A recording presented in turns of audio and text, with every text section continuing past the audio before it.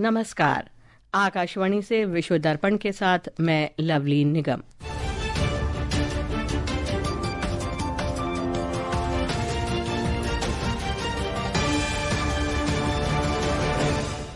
रक्षा मंत्री राजनाथ सिंह आज मलेशिया के कुआलालंपुर आसियान और अन्य देशों के रक्षा मंत्रियों के 12वें सम्मेलन में शामिल हुए।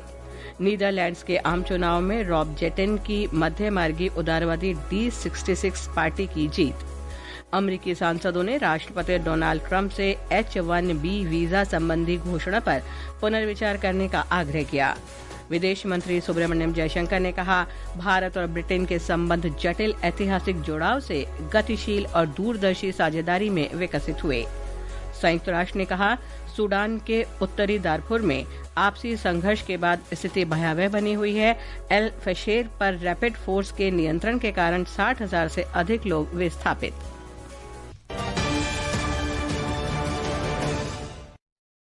समाचार विस्तार से।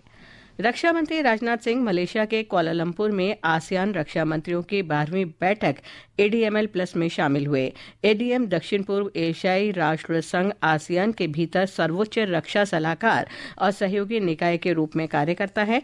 रक्षा मंत्री का 15 वर्षों के चिंतन और भविष्य के कार्यक्रम विषय पर फोरम को संबोधित करने का कार्यक्रम है। रक्षा मंत्री ने कल दूसरी आसियान भारत रक्षा मंत्रियों की अनौपचारिक बैठक में भाग लिया। इस अवसर पर श्री सिंह ने कहा कि वर्तमान अनिश्चित दुनिया में जहां कई पुरानी मान्यताएं और अपेक्षाएं बदल रही हैं, वहीं आसियान भारत संबंध स्थिरता का मजबूत स्तंभ बने हुए हैं। आसियान और इंडिया दोनों ही क्षेत्रों ने तीव्र आर्थिक विकास दिखाया है। स्वाभाविक रूप से हम दोनों ग्रेटर इकोनॉमिक टाइज की ओर देखते हैं, जिससे पारस्परिक समृद्धि हो। आसियान के साथ व्यापारिक संबंधों को और मजबूत करने के लिए हम ASEAN India trade in goods agreement की समीक्षा शीघ्र पूर्ण होने की आशा करते हैं। रक्षा मंत्री राजनाथ सिंह ने आज मलेशिया के कुआलालंपुर में दक्षिण कोरिया की रक्षा मंत्री आन क्यूबेक से मुलाकात की। सोशल मीडिया पोस्ट में श्री सिंह ने बताया कि उन्होंने न्यूजीलैंड की रक्षा मंत्री जूडिथ कॉलिन्स से मुलाकात की और उन्हें भारत आने का निमंत्रण दिया। रक्षा मंत्री ने कहा कि सुश्री जूडिथ की यात्रा से दोनों देशों के बीच रक्षा भागीदारी बढ़ेगी। उन्होंने वियतनाम के रक्षा मंत्री फान वानग्यांग से भी मुलाकात की। तीनों सेनाओं का महाअभ्यास त्रिशूल पाकिस्तान से लगी पश्चिमी सीमा पर जारी है। नौसेना ऑपरेशन महानिदेशक वाइस एडमिरल AN प्रमोद ने नई दिल्ली में मीडिया को बताया कि अभ्यास 13 तारीख तक चलेगा। उन्होंने कहा कि भारतीय सेना का दक्षिणी कमान, नौसेना का पश्चिमी कमान, वायुसेना का दक्षिणी पश्चिमी कमान तथा तटरक्षक, सीमा सुरक्षा बल और अन्य केंद्रीय एजेंसियां अभ्यास में भाग ले रही हैं। वाइस एडमिरल प्रमोद ने कहा कि इस अभ्यास का उद्देश्य समुद्री बलों और अन्य रक्षा बलों के बीच तालमेल बढ़ाना है। आर्मी के सदर्न आर्मी कमांड, नेवी का वेस्टर्न कमांड, एयरफोर्स के south western air command participate कर रहे हैं और उसमें हमारा मेन उद्देश्य यह है कि how to enhance the synergy between all the maritime forces as well as inter services. Navy में कम से कम 20 से 25 शिप्स पार्टिसिपेट कर रहे हैं, उसी हिसाब से एयरफोर्स के भी लार्जर नंबर 40 एंड आर्मी का भी हमारे जो जलश्वा जो शिप LPD है और जो LCUs है लैंडिंग क्राफ्ट यूटिलिटीज, वो भी पार्टिसिपेट कर रहे हैं। उपराष्ट्रपति CP राधाकृष्णन ने ग्लोबल साउथ के देशों के बीच सामरिक सहयोग बढ़ाने का आह्वान करते हुए नैतिक नेतृत्व, तकनीकी उपयोग तथा वैश्विक एकता पर बल दिया है।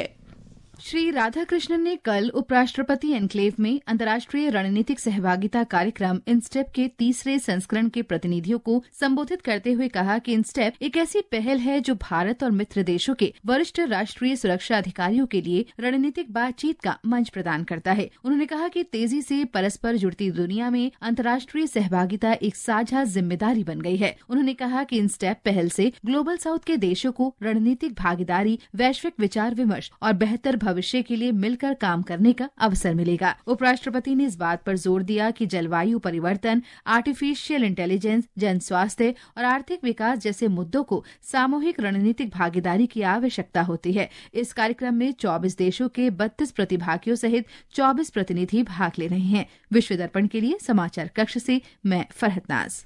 भारत ने पाकिस्तान का पाखंड उजागर करते हुए उसे कड़ा संदेश भेजा है। भारत ने कहा है कि पाकिस्तान के कब्जे वाले कश्मीर में सैन्य कार्रवाई के जरिए लोगों के खुले विद्रोह को दबाने के लिए मानवाधिकार हनन को बंद किया जाए। संयुक्त राष्ट्र महासभा में भारत के संयुक्त राष्ट्र मिशन की प्रथम सचिव भाविका मंगलनंदन ने कहा कि पिछले कुछ हफ्तों में ही पाकिस्तानी सेना और अन्य सुरक्षा कर्मियों ने कई निर्दोष नागरिकों की हत्या की है, जो पाकिस्तान के कब्जे वाले कश्मीर के कुछ हिस्सों में अपने मूल अधिकारों और स्वतंत्रता के लिए आंदोलन कर रहे हैं। सुश्री मंगलनंदन ने फिर कहा कि केंद्र शासित प्रदेश जम्मू कश्मीर और लद्दाख भारत का अभिन्न और अविभाज्य अंग हैं। विश्व दर्पण आकाशवाणी से प्रसारित किया जा रहे हैं। ताज़ा समाचार जानने के लिए आप हमारे social media handle @AIR news Hindi को फॉलो कर सकते हैं। नीदरलैंड्स में रॉब जेटेन की मध्यमार्गी उदारवादी D66 पार्टी ने गेट वाइल्ड्स की दक्षिणपंथी पार्टी फॉर फ्रीडम PVV को हराकर आम चुनाव जीत लिया है। बुधवार को मतदान में D66 और PVV दोनों ही दलों ने 26 सीटें प्राप्त की, लेकिन D66 को लगभग 15,155 मतों की बढ़त मिली है। अब तक 99.7% मतों की गिनती हो चुकी है। अंतिम परिणाम सोमवार तक भी घोषित नहीं हो पाएगा।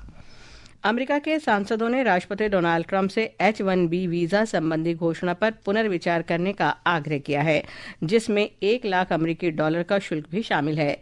सांसदों ने कहा है कि भारतीय नागरिक IT और AI के क्षेत्र में प्रमुख भूमिका निभाते हैं। इन प्रतिबंधों से अमेरिका भारत संबंधों पर नकारात्मक प्रभाव पड़ेगा। जिमी पनेटा ने कांग्रेस सदस्यों MP वेरा, सालुद करबाजाल और जूली जॉनसन के साथ मिलकर राष्ट्रपति ट्रंप को इस विषय पर पत्र लिखा है। विदेश मंत्री सुब्रमण्यम जयशंकर ने कहा है कि भारत और ब्रिटेन के संबंध जटिल ऐतिहासिक जुड़ाव से गतिशील और दूरदर्शी साझेदारी में विकसित हुए हैं। डॉक्टर जयशंकर ने राष्ट्रीय राजधानी दिल्ली में ब्रिटेन के राष्ट्रीय दिवस समारोह के दौरान संबोधन में ये बात कही। उन्होंने कहा कि दोनों देशों ने न केवल प्रौद्योगिकी सुरक्षा पहल के अंतर्गत सहयोग का विस्तार किया है, बल्कि संपर्क सुविधा, कृत्रिम बुद्धिमत्ता AI और महत्वपूर्ण खनिजों के संबंध में इसे और भी प्रगाढ़ किया है। पाकिस्तान ने अफगानिस्तान के साथ 6 नवंबर को अगले दौर की बातचीत के सकारात्मक परिणाम की उम्मीद की है। साप्ताहिक संवाददाता सम्मेलन में विदेश कार्यालय के प्रवक्ता ताहिर अंद्राबी ने कहा कि पाकिस्तान पड़ोसी देश के साथ तनाव नहीं बढ़ाना चाहता। पाकिस्तान और अफगानिस्तान के बीच इस महीने की शुरुआत में झड़प के बाद संघर्ष विराम को जारी रखने पर सहमति बनी थी। पहले दौर की वार्ता 18 और 19 अक्टूबर को दोहा में हुई। उसके बाद 25 अक्टूबर को इस्तांबुल में दूसरी वार्ता हुई, जो कई दिन तक चली, लेकिन सीमा पार आतंकवाद के प्रमुख मुद्दे पर कोई सफलता नहीं मिली। लेकिन बातचीत जारी रखने के लिए पर्दे के पीछे से प्रयास जारी रहे, जिसमें तुर्की ने गतिरोध को समाप्त करने और 6 नवंबर की वार्ता का मार्ग प्रशस्त करने में भूमिका निभाई। विश्व दर्पण के लिए दुर्गा प्रसाद। संयुक्त राष्ट्र ने कहा है कि सूडान के उत्तरी दारफुर राज्य में राजधानी एल फशेर के पतन के बाद स्थिति भयावह बनी हुई है और नागरिकों पर हमले जारी हैं। संयुक्त राष्ट्र के मानवीय मामलों के कार्यालय के बयान में कहा गया है कि सूडान के नागरिक तवीला कस्बे की ओर पलायन कर रहे हैं। तवीला में संयुक्त राष्ट्र और स्थानीय सहयोगी आपातकालीन सहायता प्रदान करने के लिए लोगों का पंजीकरण कर रहे हैं, लेकिन आश्रय सामग्री, दवाइयों, खाद्य सहायता और मनोवैज्ञानिक सहायता तक पहुंच मुश्किल बनी हुई है। एल फशेर पर रैपिड फोर्स के नियंत्रण के कारण 26 से 29 अक्टूबर के बीच करीब 62,000 लोग विस्थापित हुए हैं और असुरक्षा के कारण आवाजाही प्रतिबंधित है। जर्मनी के सारब्रुकेन में high-low open super 500 badminton tournament में भारत की उन्नति हुड्डा महिला सिंगल्स के सेमीफाइनल में पहुंच गई है। उन्नति ने क्वार्टर फाइनल में चौथी वरीयता प्राप्त चीनी ताइपे के लिन च्यांगची को हराया। सेमीफाइनल में उन्नति का मुकाबला शीर्ष वरीयता प्राप्त पुत्री कुसुमा वरदानी से होगा। अंत में मुख्य समाचार एक बार फिर। रक्षा मंत्री राजनाथ सिंह आज मलेशिया के कुआलालंपुर में आसियान और अन्य देशों के रक्षा मंत्रियों के 12वें सम्मेलन में शामिल हुए। नीदरलैंड्स के आम चुनाव में रॉबर्ट जेटेन की मध्यमार्गी उदारवादी D66 पार्टी की जीत। अमेरिकी सांसदों ने राष्ट्रपति डोनाल्ड ट्रंप से H-1B वीजा संबंधी घोषणा पर पुनर्विचार करने का आग्रह किया। विदेश मंत्री सुब्रमण्यम जयशंकर ने कहा, भारत और ब्रिटेन के संबंध जटिल ऐतिहासिक जुड़ाव से गतिशील और दूरदर्शी साझेदारी में विकसित हुए। और संयुक्त राष्ट्र ने कहा, सूडान के उत्तरी दारफुर में आपसी संघर्ष के बाद स्थिति भयावह बनी हुई है। एल फशेर पर रैपिड फोर्स के नियंत्रण के कारण 60,000 से अधिक लोग विस्थापित। इसके साथ ही विश्व दर्पण का ये अंक समाप्त हुआ। नमस्कार।